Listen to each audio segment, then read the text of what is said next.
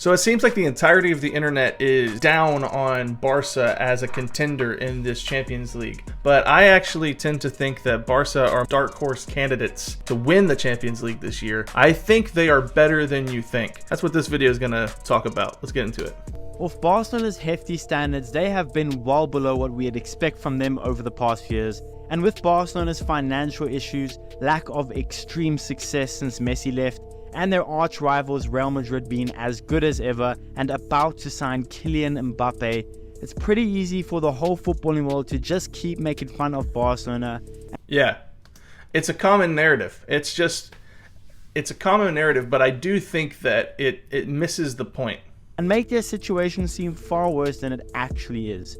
And in this video, I'm going to explain to you why Barcelona aren't only better than you think, but why their situation is actually really positive and promising for both the immediate future and long-term future. So what's going on, everyone? You are listening to Back of the Net here. I hope you're all doing well. Please be sure to like the video, subscribe if you haven't already, and let's get into it. Now, Barcelona are coming off a game where they absolutely torched Atletico Madrid, beating them 3-0 in Madrid. They were the more dominant team throughout the game, and bar a few moments, they were the better team from start to finish. Barca won the game comfortably despite missing 6 regular first-team players. And now that they sit second in the table, 2 points ahead of Girona, 9 points ahead of 5th place Atleti, and 8 points off league leaders Real Madrid, they are looking pretty decent. They have also made it to the Champions League quarterfinals for the first time since the 1920 season, where they got battered 8-2 in one game to the eventual champions Bayern Munich.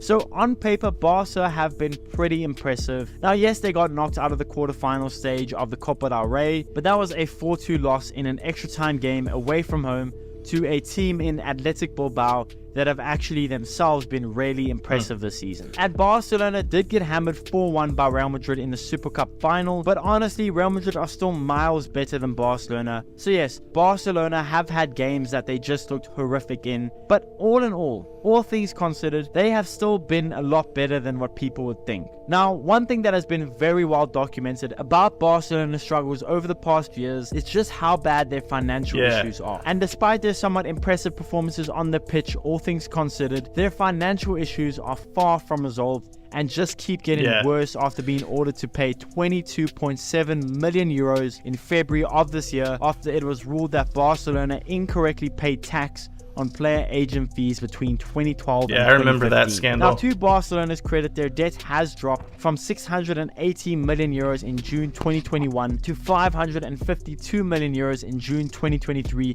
according to Barcelona anyway. But Barcelona still look like they will have to make further cuts to their wage bill in the summer and maybe have to sell a couple of key players in the summer just to stay afloat. It's going to be tough. All of that's added on to the fact that Xavi is in all likelihood set to leave Barcelona at the end of the season. You might then and he's not being fired. He's leaving.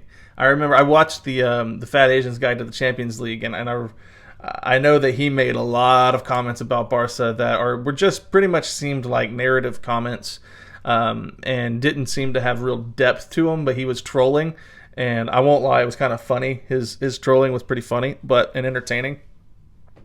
But yeah, he got a lot wrong. Xavi's not being fired. He's leaving at the end of the year. And anyway. Think to yourself, well then, where do you see positives in Barcelona's situation? Well, first things first is Barcelona's Academy. La Masia has always been a constant breeding ground for talented blue chip prospects, and their financial woes and injury problems have done nothing but emphasize how good their academy is. With more and more La Masia players making their way into the first team, from Lamine Yamal looking like an absolute wonder kid and a joke of a player at just 16 years old, to Gavi, who is currently injured, to Fermin Lopez, to Hector Fort, to Balde. I mean, their academy players have been absolutely outstanding, and it allows them to sell players and not focus all that much on bringing in players and spending money in the market. And they still have some players that aren't from the academy but are very young and very talented, like Victor Roque, Pedri, and slightly older players like Ferran Torres, Araujo, Frankie de Jong, and Koundé all also producing for Barcelona. The younger players are really helping Barcelona stay afloat and remain competitive. Another thing is that for all the stick Barcelona have gotten over the past 5 years on their transfer policy, a lot of that rightfully so, but a lot of the players that Barcelona have brought in recently have been good moves. I mean,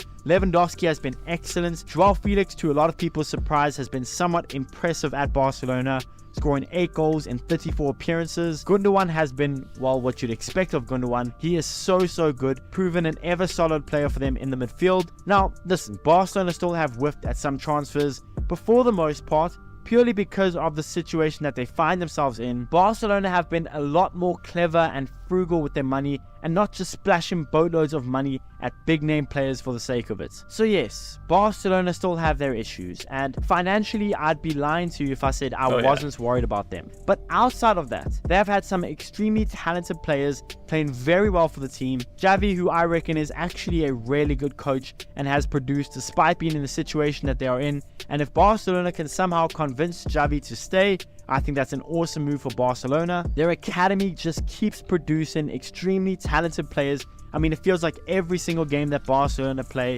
they'll have 1 or 2 debutants that just perform so well. So as long as Barcelona can sort out their financial issues, then I think Barcelona actually have a pretty promising future. Now, it's going to be some time until they genuinely start competing with the likes of Real Madrid and Man City, but as of right now, I'm liking the trajectory that they are on, and I'm liking the youth approach that Barcelona are kind of being forced to take. Amidst all the chaos of their financial issues, and bearing in mind the limited ability that they have to improve the team in the markets, plus all the injuries that they have been having, Xavi and Barcelona have actually done a lot better than a lot of people give them credit for. But yeah, guys, that's the video. Let me know in the comments. Alright, so yeah, I agree with this take. I think that I watched a little of Barca this year, and what I see is a team that doesn't have a star-studded lineup, a team that has a lot of young talent, and an academy system that is fantastic. So yeah, I think that Barca are going to be just fine. I think that they're a contender in the Champions League, actually. And I think that the narrative surrounding them is just wrong. Like, I think that, yeah, they have problems. He outlined some very serious financial problems here in this video. And the fact that Real Madrid is really going to be a challenge. They're going to be a challenge for Barca in the future because of marquee signings. And while Barca has some financial issues, some financial problems, and a scandal to kind of work through, they have a fantastic youth academy, and they're always churning out high quality, high level talent. I think Barca are going to be just fine. I think they're going to challenge for be a contender in this Champions League. Alright, if you like this video, go ahead and smash like on it and comment down below if you thought I was right, if you thought I was wrong, if you agree or disagree with the video that I reacted to. I think that he's onto something here, and I think that Barca are better than you think.